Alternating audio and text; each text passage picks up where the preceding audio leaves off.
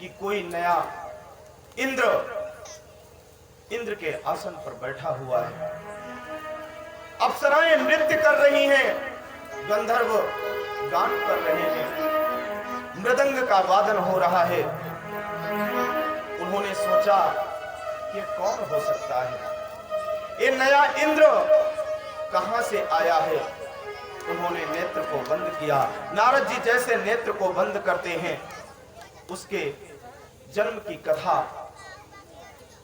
पूरे जीवन का चरित्र आज नारद जी को दिखाई पड़ जाता है। नारद जी जब देखे कि पूरा जीवन इसने पाप ही किया, थोड़ा सा पुण्य इसके हाथों से हुआ, उसका प्रभाव यह है कि इसे एक घड़ी के लिए इंद्र बनाया गया है। पृथ्वी पर रहा तो भी वैश्याओं का संग किया, नृत्य देखा, जुआ खेला। आज इंद्र लोक आया है, एक घड़ी के लिए इंद्र भी बन गया है और यहाँ भी आकर के ये नृत्य ही देख रहा है, गान ही सुन रहा है। ऐसा विचार करते करते नारद जी को हंसी आ गई। जैसे नारद जी मुस्कुराने लगे, वह जुआरी जो इंद्र पद पर प्रतिष्ठित था, उसने देखा और देव ऋषि को तुरंत अपने पास बुलाता है और कहने लगा, महात्मन आप कौन हो? नारद जी ने कहा, मैं देवताओं से पूजित देव ऋषि हूं, मेरा नाम नारद है। उसने कहा, महाराज तो आपका आगमन यहाँ किस हेतु हुआ है?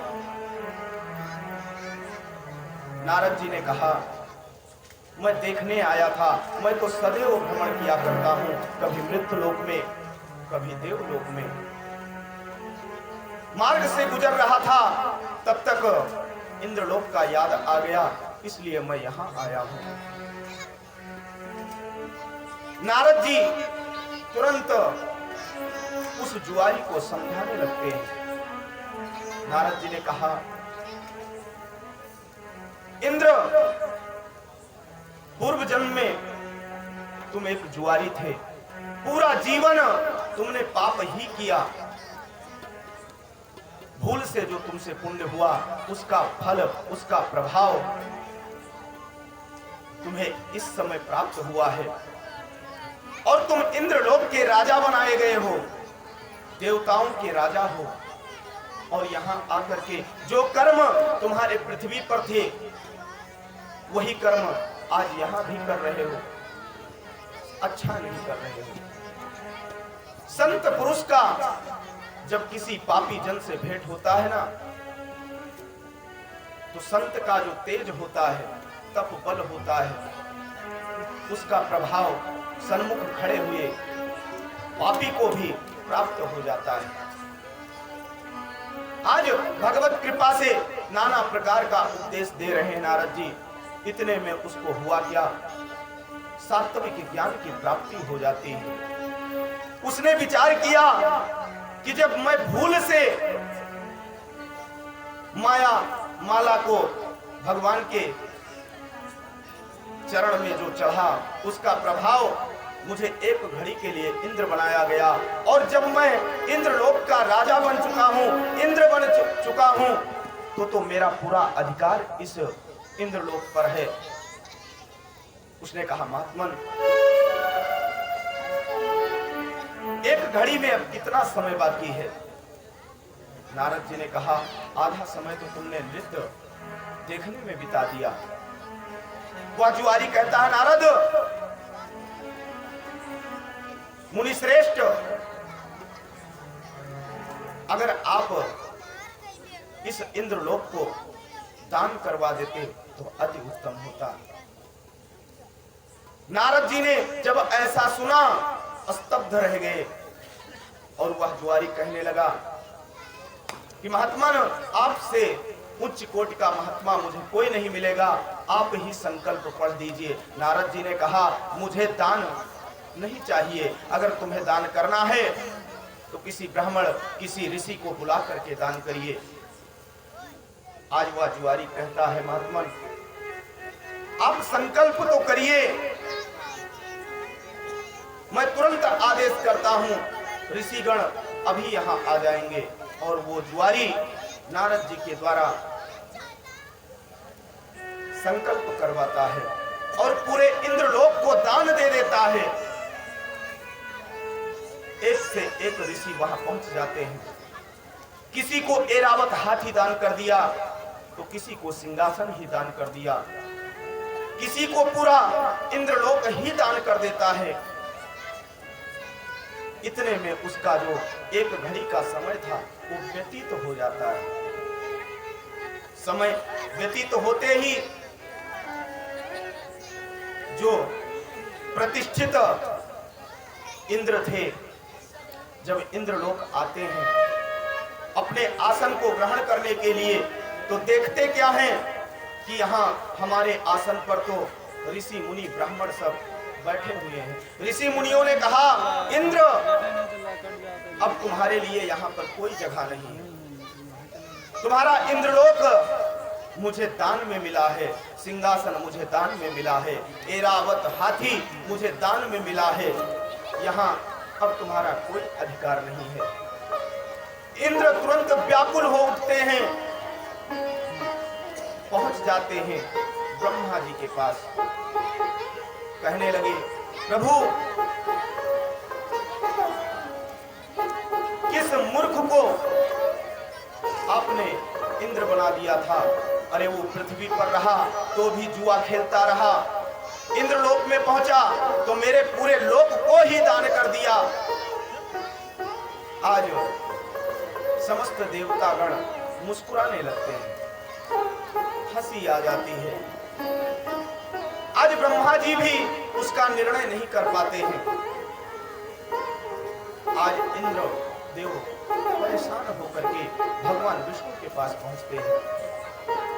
हरि के शरण में गए, प्रणाम किए और कहने लगे, हरि आप तो जगत के पालन करता है, आपकी कृपा से ही ये देवलोक चलता है।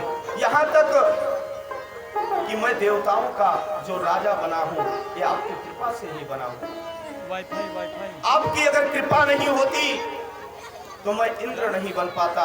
लेकिन आज मेरे साथ बहुत गलत हो गया है। भगवान ने पूछा, इंद्र क्या गलत हो गया है?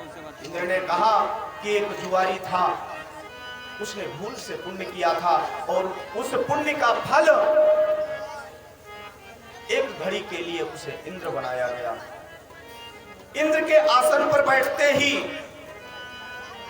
उसने पूरे इंद्रलोक को दान कर दिया है। अब अपने ही लोक में जब मैं पहुंचता हूं तो वहां के जो ऋषि मुनि हैं, जिनको दान प्राप्त हुआ है, वो हमको बाहर कर देते हैं कि अब तुम्हारे लिए यहाँ पर कोई स्थान नहीं है। हरि ने कहा, ठीक है, मैं तुम्हारा निर्णय करूंगा। आज तुरंत आदेश होता है और उस जुआरी को बंधन में बांध करके, बंदी बना करके भगवान के सामने पेश किया जाता है। जुआरी पहुंचता है, जैसे देखा कि चतुर्भुज रूप, कहीं पृथ्वी पर वो सुना था कि भगवान श्री हरि जो होते हैं ना, उनके 4 हाथ होते हैं, शंख चक्र गदा पद्म वैजंती माला से सुशोभित होते हैं। तुरंत चरणों में गिर गया। भगवान ने पूछा, अरे जुआरी, तुमने इंद्रलोक को दान क्यों किया? तुम्हें तो मात्र एक घड़ी के लिए राजा बनाया गया था, इंद्र बनाया गया था। उसने कहा, प्रभु आप ये बात मानते हैं कि मैं एक घड़ी के लिए राजा था? भगवान ने कहा, हाँ मैं मानता हूं। उसने कहा, अब आप ये बताइए कि राजा वही होता है जो अपने संपत्ति का देख रेख कर सके, अपने संपत्ति से दान कर सके, अपने संपत्ति से यज्ञ अनुष्ठान कर सके। अगर मैं इंद्रलोक का एक घड़ी के लिए राजा था तो हमारा पूरा अधिकार इंद्रलोक पर था। मैंने दान किया है, लेकिन उसी काल में किया है जितना समय मुझे दिया गया था। अगर आप मानते हैं कि इंद्रलोक पर मेरा अधिकार था, तो मैंने अपने अधिकार से दान किया है, किसी के संपत्ति को दान नहीं किया है। भगवान उसके वार्ता को सुनकर के प्रसन्न हो जाते हैं और कहने लगे, तुम्हारे भक्ति पर, तुम्हारे दान पर मैं अत्यधिक प्रसन्न हूं। मांगो, क्या वरदान मांगना चाहते हो? उसने कहा, प्रभु मैंने कभी सुना था कि भगवान हरि का ऐसा ही स्वरूप होता है। आज मैं दर्शन पा करके मेरा जीवन धन्य हो गया, अब मुझे कुछ भी नहीं चाहिए। भगवान ने कहा, फिर भी मैं तुमको बहुत कुछ देना चाहता हूं। तुम परम दानी होगे, अनेकानेक प्रकार से यज्ञ करने वाले, अनुष्ठान करने वाले, लेकिन तुम्हारा जो वृत्ति था पूर्व जन्म का, जुआ खेलने का, वैश्याओं के साथ रहने का, उस वृत्ति के अनुसार तुम दैत्य कुल में जन्म लोगे। आज भगवान की कृपा से इंद्रलोक इंद्र को पुनः प्राप्त होता है और वही जुआरी आज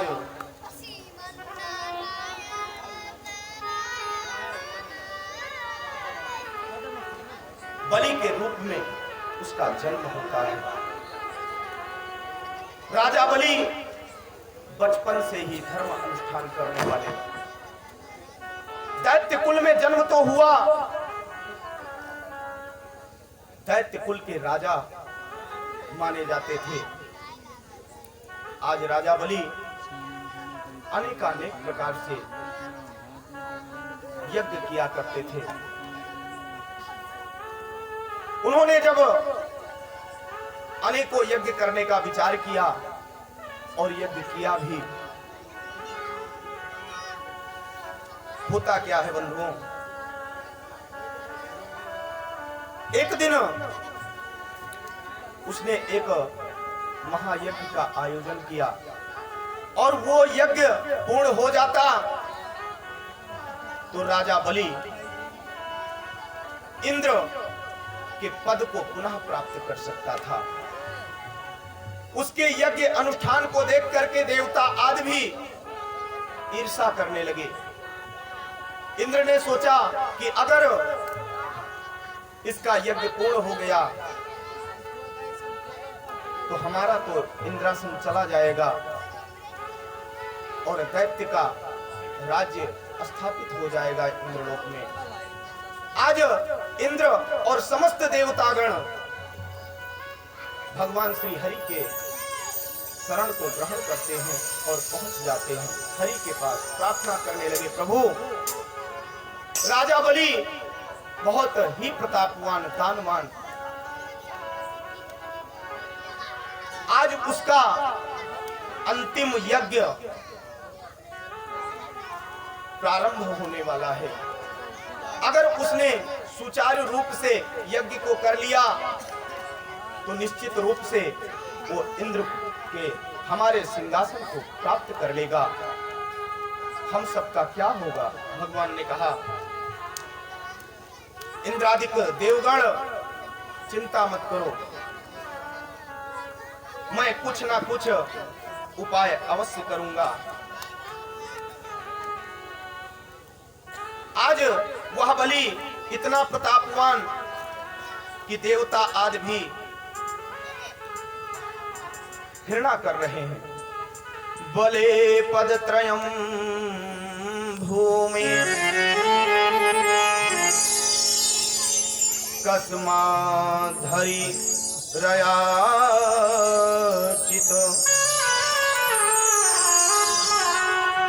भूतेश्वरः कृपण काल लब्धार्थोऽपि बबन्धतम् एतद् वेदितुमिच्छामि महत् कौतूहलं विना यज्ञेश्वरस्य पूर्णस्य बंधनं चाप्य नागसाः। राजा परीक्षित ने पूछा सुखदेव जी से, हे भगवान, श्री हरि स्वयं ही सबके स्वामी हैं, फिर उन्होंने दीन ही की भांत राजा बलि से ऐसा क्यों छल करना चाहते हैं? आज सुखदेव जी महाराज कहते हैं भगवान ने समस्त देवताओं को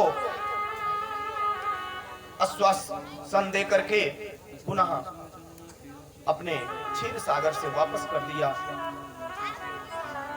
आज भगवान ने विचार किया कि उसका यज्ञ कैसे खंडित हो।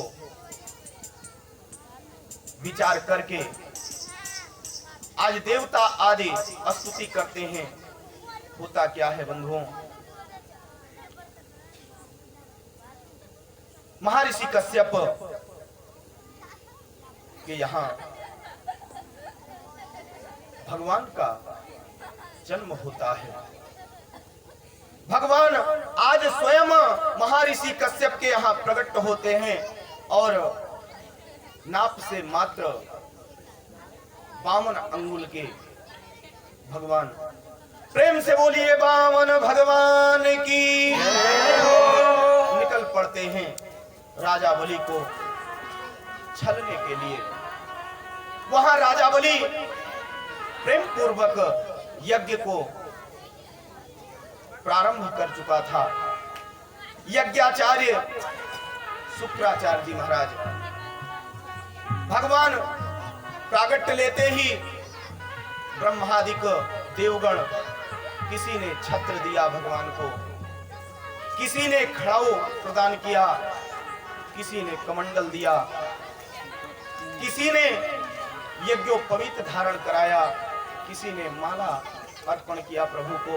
आज प्रभु खड़ाऊ पहन करके और निकल पड़ते हैं राजा बलि को ठगने के लिए।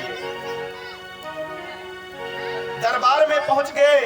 उधर राजा बलि प्रेम पूर्वक यज्ञ में आहुति डालने जा रहा था। आज भगवान वहां पहुंचे, ब्राह्मण सा वेश, बटुक रूप, पैर में खड़ाऊ, नन्हा नन्हा भगवान का पैर, छत्र लिए हुए, एक हाथ में कमंडल लिए हुए, बगल में वेदों का पुस्तक लगाए हुए, और राजा बलि के दरबार में पहुंच जाते हैं। आज होता क्या है बंधुओं कि हरि बामन का भेष बनाए, हरि बामन का भेष बनाए, बलि राजा को छलने आए। हरि बामन का भेष बनाए, बलि राजा को छलने आए। हरि बामन का भेष बनाए, बलि राजा को छलने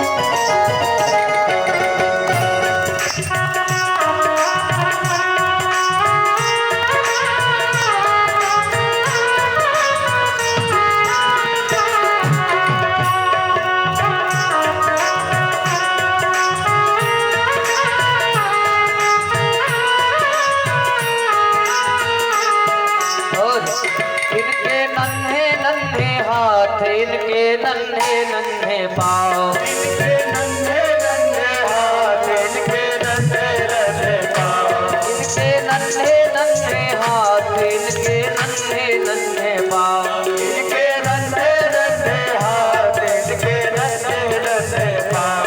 और एक छाला बगल में दबाए, एक छाला बगल में दबाए, बलि राजा को चलने आए। हरि बामन का रूप बनाए, बलि राजा को चलने आए। ओ प्रभु बामन का भेष बनाए, बलि राजा को चलने आए।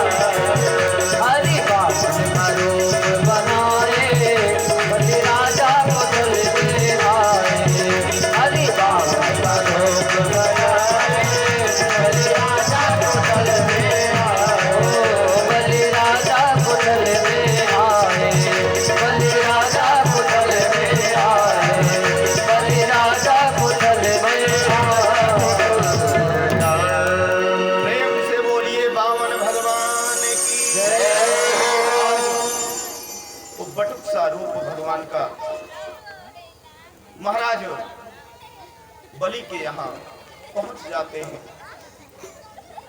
पैर में खड़ाऊ, एक हाथ में कमंडल, दूसरे हाथ से छत्र पकड़े हुए, जैसे बलि ने देखा कि हमारे दरवाजे पर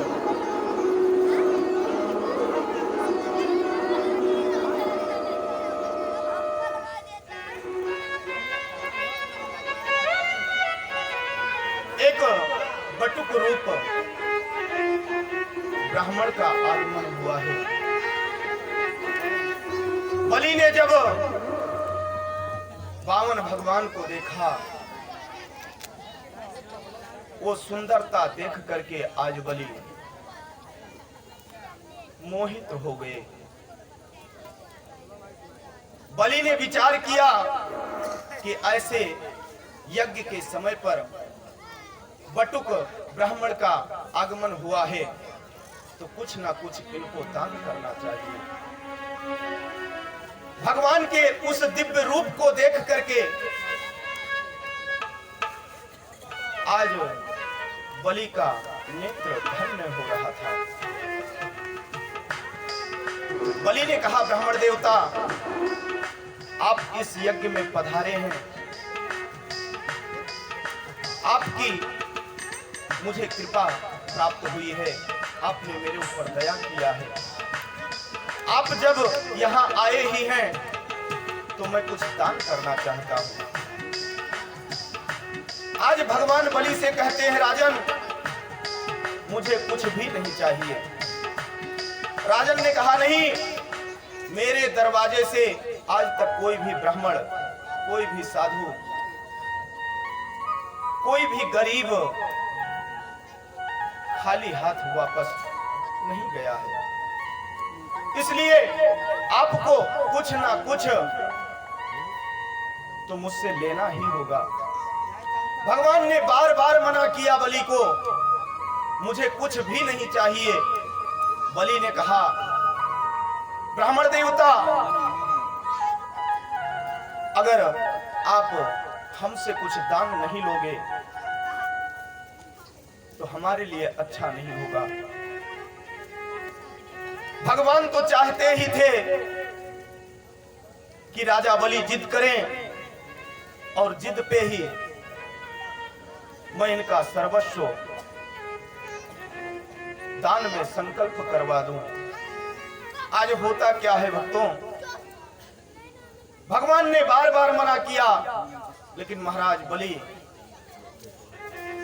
नहीं मान रहे हैं। शुक्राचार्य जी महाराज सामने बैठे हुए हैं, यज्ञ को करा रहे हैं। वही यज्ञाचार्य भी थे, यज्ञ को संपन्न करवा रहे थे। भगवान ने जब बलि से ऐसा कहा, बलि ने भगवान से कहा, ब्राह्मण देवता, आप चिंता मत करो, जो भी आपको लेना हो, लेकिन आपको कुछ ना कुछ तो लेना ही होगा। भगवान ने कहा, राजन, अगर तुम देना ही चाहते हो तो मुझे ज्यादा कुछ ना दे करके सिर्फ 3 पग भूमि का दान करो। मुझे सिर्फ 3 पग भूमि ही चाहिए। राजा बलि ने कहा, ब्राह्मण देवता, मैंने आपको 3 पग भूमि दे दिया। उधर शुक्राचार्य जी बैठे हुए थे, उन्होंने सोचा ये दिव्य रूप, दिव्य छटा, ये शरीर का लालिमा कहीं ऐसा तो नहीं है ये विष्णु हो और छलने के लिए आ गया हो। ऐसा विचार करके अपने योग बल से उन्होंने नेत्र को बंद किया और प्रभु को पहचान गया। आज शुक्राचार्य जी पहचान जाते हैं कि ये कोई बटुक ब्राह्मण नहीं है, ये तो साक्षात विष्णु ही है। और मेरे शिष्य को छलने के लिए आया है। आज शुक्राचार्य जी मना करने लगते हैं, राजन अरे ये विष्णु है, विष्णु, इसको मैं भली भांति जानता हूं, इसके चक्कर में मत पड़ो। अगर इसके चक्कर में पड़ जाओगे तो तुम बर्बाद हो जाओगे। राजा बलि ने कहा, गुरुदेव अगर भगवान के सामने बर्बाद ही होना पड़े तो अब इस दास को कोई भी चिंता नहीं है। राजा बलि ने कहा कि मैंने जिह्वा से कह दिया, अपने मुख से कह दिया, उतना ही हमारे लिए काफी है। मैं तो 3 पग जमीन दे दिया, और अगर ये साक्षात विष्णु हैं और मेरे यहाँ कुछ मांगने के लिए आए हैं तो ये मेरा भाग्य है। मैं अपने आप को बड़भागी मानता हूं कि आज हमारे दरवाजे पर भगवान को भी विवश होकर के आना पड़ा है, इसलिए मैं अपने जीवन को धन्य मान रहा हूं। शुक्राचार्य जी बार बार मना कर रहे हैं, राजा बलि नहीं मानते हैं। भगवान ने कहा कि समय काफी हो रहा है राजन, अगर तुम्हें दान करना है तो तुरंत दान करो, अन्यथा मैं आगे बढ़ूं। राजा बलि ने कहा, ब्राह्मण देवता मैं तो दान कर चुका, अपने मुख से कह दिया, यही मेरे लिए काफी है। भगवान ने कहा, नहीं, ऐसे दान नहीं चाहिए, हाथ में जल लो, कुछ द्रव्य लो, गंध अक्षत लेकर के और भूमि का संकल्प करके मेरे हाथ में समर्पित करो। शुक्राचार्य ने सोचा कि ये बलि मेरा शिष्य मानने वाला नहीं है, इसलिए ऐसा कोई उपाय किया जाए कि संकल्प हो ही ना सके। और प्रथा है, नियम भी है, वेदोक्त पुराणोक्त शास्त्रोक्त नियम है कि जब तक हाथ में जल ना हो तब तक संकल्प नहीं होता। उसने सोचा कि मैं हाथ में जल गिरने ही नहीं दूंगा। और इधर बलि और भगवान के बीच में संवाद हो रहा है दान के विषय में। उधर शुक्राचार्य जी ने सूक्ष्म रूप बनाया और जो पूजन के सामने लोटा रखा हुआ था, टोटी वाला लोटा था, आज शुक्राचार्य जी उसी लोटा में प्रवेश कर जाते हैं और जहां से जल गिरना था उसी छिद्र में जाकर के बैठ जाते हैं। राजा बलि ने हाथ में तांबूल, सुपारी, अक्षत, गंध लेकर के और द्रव्य लेकर के संकल्प करना चाहा। भगवान ने कहा, राजन तुम तैयार हो, मैं संकल्प पढ़ने जा रहा हूं। राजन ने कहा, ब्राह्मण देवता मैं तैयार हूं। भगवान ने लोटा उठाया, हाथ में जल डालने का प्रयास किया, लेकिन उस क्षेत्र में शुक्राचार्य जी जो बैठे हुए थे उसके वजह से लोटा से जल नहीं गिर पाता है। भगवान तुरंत समझ जाते हैं। भगवान ने सोचा कि शुक्राचार्य इतना परम ज्ञानी है, परम विद्वान है, मैं कितना भी छुपने का प्रयत्न किया, कितना भी प्रयास किया, फिर भी ये शुक्राचार्य मुझे पहचान गया कि मैं हरि हूं।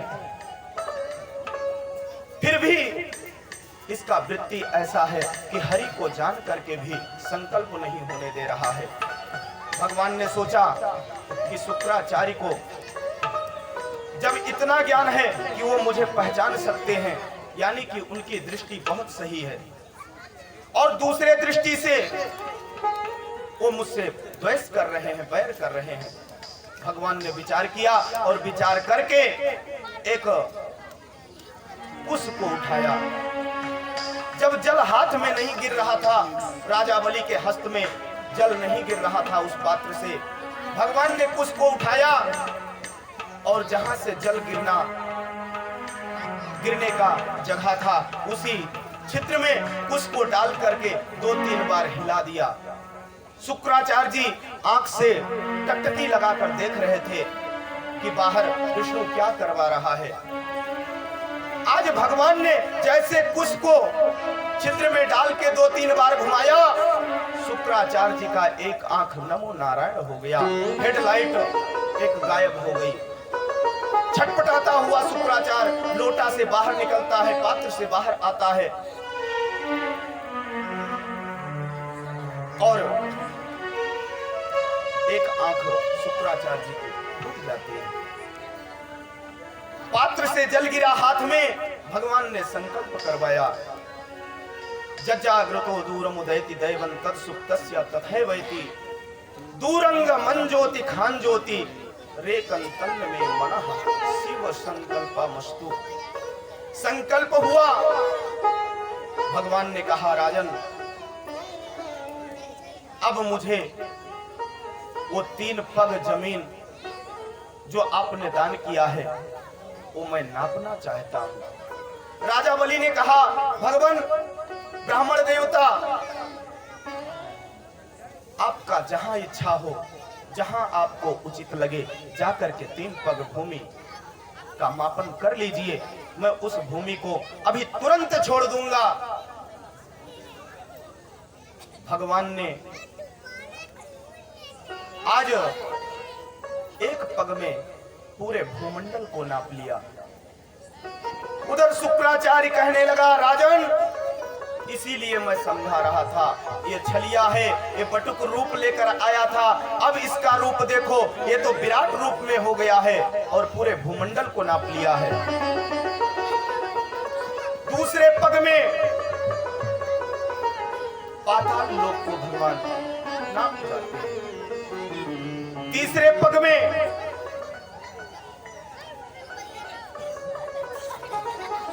तीसरे लोक को नाप गए। अब संकल्प के बाद राजा बलि के पास कुछ नहीं बचता है। भगवान ने कहा संकल्प तो हो गया, संकल्प के बाद सांगिता होता है। जितना हम संकल्प करते हैं उसका 10 अंश सांगिता का होता है, तो अब सांगिता मुझे चाहिए। बलि ने कहा प्रभु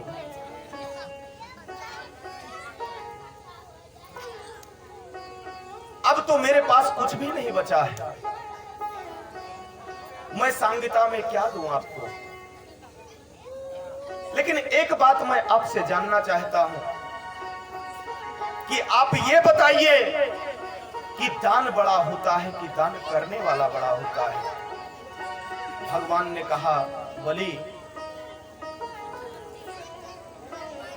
दान से बड़ा दान करने वाला होता है। अगर दान करने वाला नहीं होगा तो दान करेगा कौन, दान आएगा कहां से, इसलिए दानी बड़ा होता है। राजा बलि ने कहा प्रभु आप अगर मानते हैं कि दानी बड़ा होता है तो दान मैंने किया है इसलिए मैं बड़ा हूं, दान से भी बड़ा मैं हूं। अगर मैं बड़ा हूं तो 1 पग मेरे चरण पर रखिए और 1 पग उठा करके मेरे सर पर रख दीजिए और मेरा सांगिता करवा दीजिए। भगवान से जैसे बलि ने ऐसा कहा, भगवान प्रसन्न हो जाते हैं और प्रेम पूर्वक पहुंच करके आज 3 पग भूमि को नापने के बाद भगवान राजा बलि को कृतार्थ कर रहे हैं। बले पदत्रयं भूमो कस्माद्धारि प्रयाचत भूतेश्वरः कृपण वललब्धार्थोऽपि बबन्धतम्। आज राजा बलि के चरण पर भगवान ने अपना चरण रखा और दूसरा चरण उठा करके राजा बलि के सर पर रख दिया।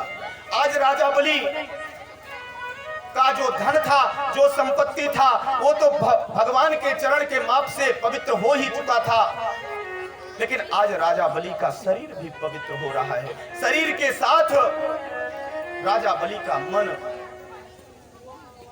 हृदय भी पवित्र हो रहा है। राजा बलि ने कहा, प्रभु एक पैर आप उठा के सर पे रखे हैं, कहीं डगमगा के आप गिर ना जाएं, इसलिए दोनों हाथ मेरे सर पर रखिए और मुझे पकड़ लीजिए। भगवान ने दोनों हाथ उठा करके राजा बलि के सर पर रख दिया।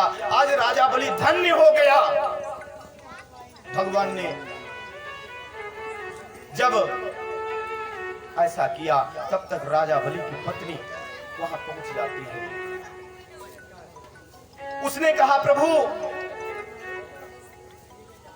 अभी संकल्प आप करवा दिए, बहुत अच्छा हुआ। सांगीता आप करवा दिए, बहुत अच्छा हुआ। लेकिन ये दासी जो है ना, कुछ ऐसा दान करवाइए कि मेरा भी दान हो सके। भगवान ने कहा, अभी तो भूम दान हुआ है, सांगीता दान हुआ है, लेकिन दक्षिणा में अभी तो पूरा का पूरा बाकी है। आज बलि की पत्नी दक्षिणा स्वरूप में अपने आप को दान कर देती है। भगवान आज राजा बलि के उस भक्ति, उस दान को देख करके प्रसन्न हो रहे हैं, आनंदित हो रहे हैं। भगवान ने कहा, बलि मैं तुम्हारे दान से और तुम्हारे पुण्य से इतना प्रसन्न हूं कि जो भी आज वरदान मांगोगे मैं देने के लिए तैयार हूं। बलि ने कहा, प्रभु अब मैं जान चुका हूं कि आप साधारण बटुक नहीं हैं, आप तो परम पिता परमेश्वर हरि हैं। आपके माया को मैं समझ चुका हूं, अब मुझे कुछ भी नहीं चाहिए। भगवान ने बार बार कहा, नहीं बलि मैं तुम्हें कुछ देना चाहता हूं, मांगो। बलि ने कहा, प्रभु अगर आप देना ही चाहते हैं तो आप एक आशीर्वाद ऐसा दीजिए, एक वचन ऐसा दीजिए कि मैं जब प्रातः काल उठ करके अपने भवन से बाहर आऊं तो सर्वप्रथम आपका ही दर्शन हो। भगवान इतना प्रसन्न थे कि तुरंत भगवान ने हाँ कर दिया। बलि से कहा, तथा अस्तु, मैं तुमको अवश्य नित्य जब महल से बाहर निकलोगे दरवाजे पर सबसे पहले मेरा ही दर्शन होगा। राजा बलि भी कम नहीं था। जब भगवान ने ऐसा वचन बलि को दिया, बलि तुरंत अपने मंत्रियों को आदेश कर देते हैं कि ऐसे महल का निर्माण हो जिसमें बामन दरवाजा हो। आज भगवान वचनबद्ध हो चुके थे और राजा बलि के यहाँ वो भवन बन के तैयार हो गया जिसमें बामन दरवाजा, एक नहीं, दो नहीं, तीन नहीं, बामन दरवाजा। आज राजा बलि उसी महल में जाकर के विश्राम करते हैं। प्रातः कालीन होता है और जैसे महल से बाहर आते हैं भगवान दरवाजे पर खड़े मिलते हैं। राजा बलि ने दर्शन किया, अपने आप को धन्य कर रहा है राजा बलि। राजा बलि ने सोचा कि ये प्रभु है, नारायण है, ये जब हम सबको ठग सकते हैं तो क्यों ना आज भगवान को ठगा जाए। जो मेन दरवाजा था वहां पर भगवान खड़े थे। दूसरे दिन राजा बलि ने विचार किया कि आज मैं उस दरवाजे से नहीं निकलूंगा, पीछे वाले दरवाजे से निकलूंगा। भगवान तो आगे खड़े इंतजार कर रहे थे कि मैं वचनबद्ध हूं और बलि जैसे बाहर आएगा मेरा दर्शन करेगा। अगर सर्वप्रथम उसे मेरा दर्शन नहीं प्राप्त हुआ तो मेरा वचन मिथ्या हो जाएगा, झूठा हो जाएगा। आज राजा बलि जैसे पीछे से निकलता है, पीछे दरवाजे से निकला, भगवान इधर इंतजार कर रहे थे। तब तक भगवान ने आंख बंद किया कि देखूं तो सही राजा बलि का अभी नींद टूटा है कि नहीं टूटा है। भगवान ने आंख बंद किया तो भगवान ने देखा क्या कि राजा बलि आज इस दरवाजे से न निकल करके पीछे वाले दरवाजे से निकलने वाले हैं। भगवान दौड़ते हुए आज पीछे दरवाजे पहुंच जाते हैं। राजा बलि बार बार भगवान हरि का दर्शन कर करके अपने जीवन को धन्य कर रहा है, उसका जीवन धन्य हो रहा है।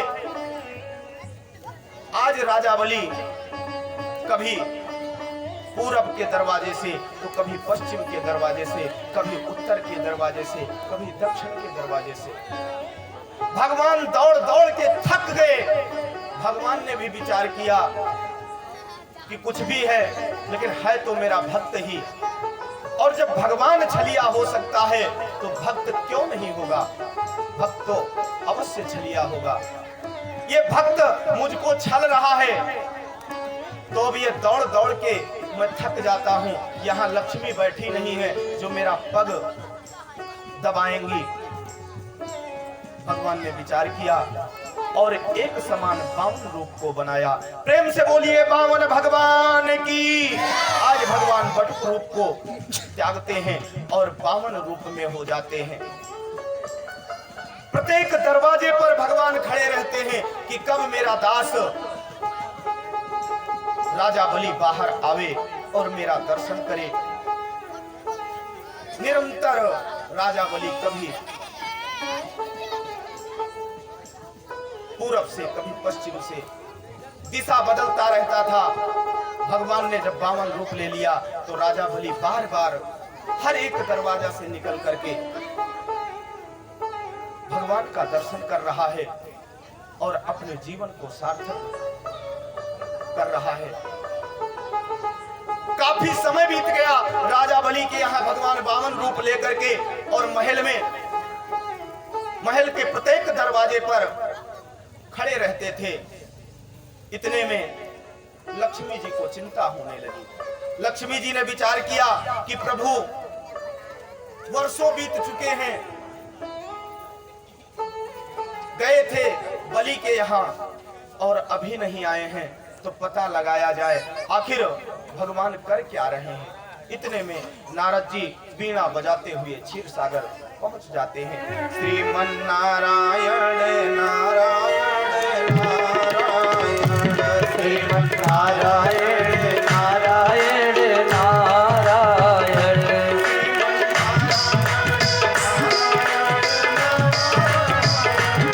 श्रीमन नारायण नारायण नारायण,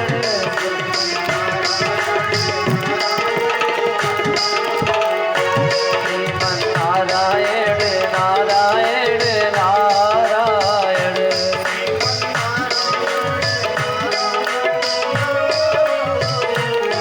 श्रीमन नारायण नारायण नारायण,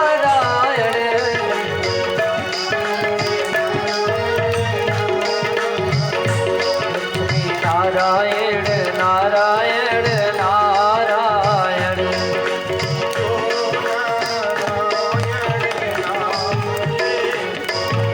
जो नारायण नाम लेते हैं,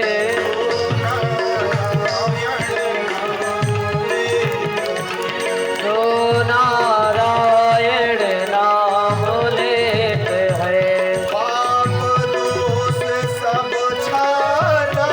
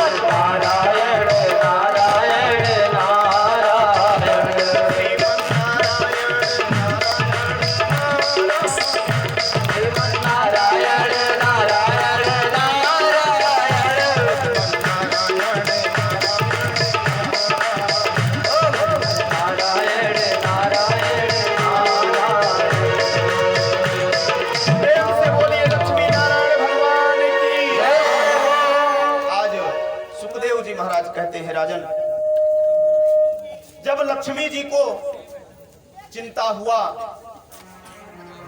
कि कई वर्ष बीत चुके हैं, भगवान अभी क्षीर सागर वापस नहीं आए हैं। इतने में नारद जी का आगमन हो जाता है और नारद जी वहां जब पहुंचे, लक्ष्मी जी ने नारद जी से पूछा, देव ऋषि क्या मेरे प्रभु से आपका भेंट हुआ है कि नहीं हुआ है? नारद जी ने कहा, हाँ भेंट हुआ है। लक्ष्मी जी ने कहा, देव ऋषि क्या भगवान वापस आने वाले हैं? नारद ने कहा, माते अब प्रभु को भूल ही जाओ, क्योंकि प्रभु तो अब राजा बलि के यहाँ बंधित हैं, दरबारी बन करके प्रत्येक गेट पर खड़े रहते हैं, प्रत्येक दरवाजा पर खड़े रहते हैं। लक्ष्मी जी ने कहा, नारद आप ऐसा क्यों कह रहे हैं? नारद जी ने कहा, माते मैं सत्य कह रहा हूं, अब आप नारायण को भूल ही जाइए, उसी में आपकी भलाई है।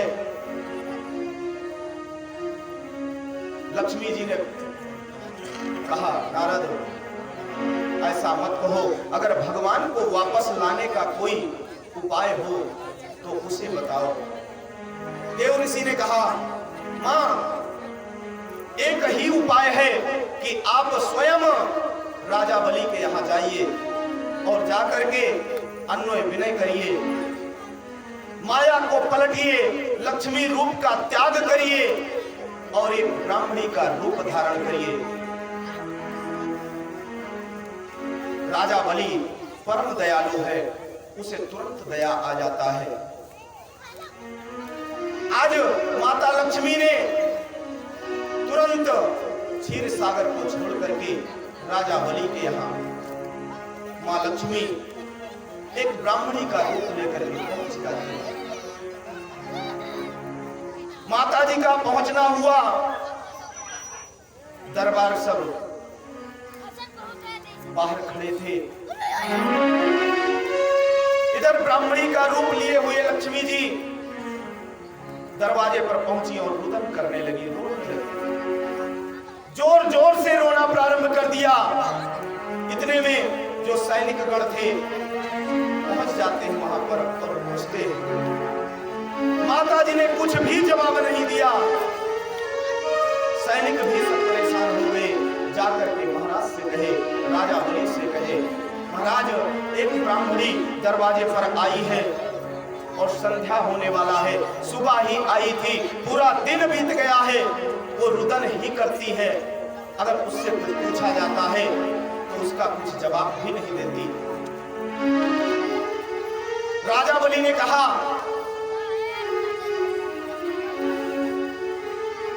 ठीक है मैं स्वयं चलता हूं और चल करके देखता हूं कि आखिर वो है कौन। राजा बलि आज स्वयं अपने महल से बाहर आते हैं, दरबार में पहुंचते हैं।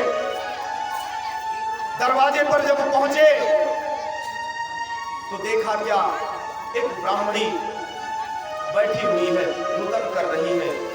राजा बलि पूछने लगते हैं, ब्राह्मणी क्यों रुदन करती हो, तुम्हारे रोने का कारण क्या है? आज माता लक्ष्मी ने कहा, राजन मैं इसलिए रो रही हूं कि कल रक्षाबंधन है और मेरे ना तो कोई आगे है ना पीछे है, मेरा कोई भी परिवार नहीं है, कोई सगा संबंधी नहीं है। और मैं सुनी हूं कि आप परम दयालु हैं, इसलिए मैं आपके दरबार में आई हूं। राजन ने कहा, बस इतनी सी बात के लिए तुम रुदन कर रही हो, पूरा दिन व्यतीत हो गया है। चिंता मत करो, अगर तुमको भाई नहीं है, परिवार नहीं है, तो इधर मुझे भी कोई बहन नहीं है, मुझे कोई भाई कहने वाला नहीं है। सावन शुक्ल पक्ष चतुर्थदशी का दिन आज माता लक्ष्मी को प्रेम पूर्वक राजा बलि अपने बहन को लेकर जाते हैं और उस ब्राह्मणी को अपने बहन के रूप में देख करके आनंदित हो रहे हैं। इधर भगवान को जब पता चला कि ये ब्राह्मणी कोई दूसरी नहीं है, ये तो मेरी अर्धांगिनी है, लक्ष्मी है, भगवान लुकाना प्रारंभ कर देते हैं, छिपने लगते हैं कि कहीं लक्ष्मी को ना पता चल जाए कि मैं यहां दरबारी कर रहा हूं। आज होता क्या है बंधुओं, सुखदेव जी महाराज कहते हैं राजन पूर्णिमा का दिन आ गया, सावन पूर्णिमा का दिन आया। प्रेम पूर्वक राजा बलि लक्ष्मी के पास पहुंचता है और कहता है बहन मेरे हाथ में धागा बांधो, चिंता मत करो, पूरा जीवन मैं तुम्हारा रक्षा करूंगा। माता लक्ष्मी ने एक सूत्र को उठाया और राजा बलि के दाहिने हाथ में बांध दिया। एनो बद्धो बलि राजा दान महाबला। आज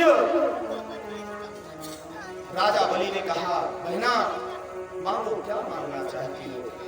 आज मेरा जीवन धन्य हो गया क्योंकि मुझे आज बहन की प्राप्ति हुई है। मैं बहुत प्रसन्न हूं, जो वरदान मांगना हो मांग लो।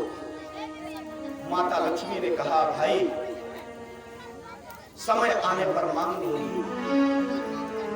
धीरे धीरे आज राजा बलि भगवान को दरबार के रूप में राजा बलि दर्शन कर रहा है, उधर बहन के रूप में लक्ष्मी आज वो अपने जीवन को धन्य मान रहा है। समय बीतता गया, राजा बलि के मन में विचार आया कि अब मेरी बहन सयानी हो चुकी है, इसके लिए वर ढूंढना चाहिए।